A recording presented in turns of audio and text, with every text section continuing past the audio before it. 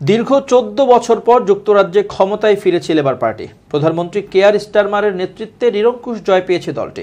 জয়ের পর দায়িত্ব নিয়েই নতুন মন্ত্রিসভা গঠনের কাজ শুরু করেছেন প্রধানমন্ত্রী কেয়ার স্টারমার। নতুন মন্ত্রিসভায় আইন ও বিচার মন্ত্রণালয়ে প্রথমবারের মতো দায়িত্ব পেয়েছেন একজন মুসলিম নারী। শনিবার ফক্স নিউজের এক প্রতিবেদনে এই তথ্য জানানো হয়েছে। গত বৃহস্পতিবার যুক্তরাজ্যে পার্লামেন্ট নির্বাচন অনুষ্ঠিত হয়েছে। এই নির্বাচনে ৪১২ আসনে জয় পেয়েছে লেবার পার্টি। অন্যদিকে ক্ষমতাসীন কনজারভেটিভ পার্টি পেয়েছে ১২১টি আসন। দেশটিতে সংখ্যাগরিষ্ঠতার জন্য ৩২৬টি আসনের প্রয়োজন হয়। জানা গেছে, নতুন প্রধানমন্ত্রী হিসেবে শুক্রবার দায়িত্ব পালন শুরু করেছেন কিয়ার স্টারমার।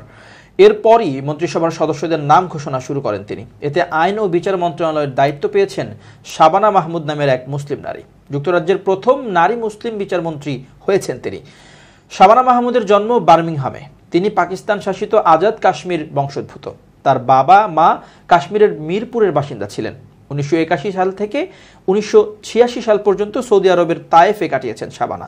প্রথম অব্রিটিশ মুসলিম নারী হিসেবে ২০১০ সালে হাউস অব কমন্সে নির্বাচিত হন শাবানা। একই বছর বাংলাদেশি বংশোদ্ভূত রোশনারা আলী ও পাকিস্তানি বংশোদ্ভূত ইয়াসমিন কুরেশি সংসদ সদস্য নির্বাচিত হয়েছিলেন।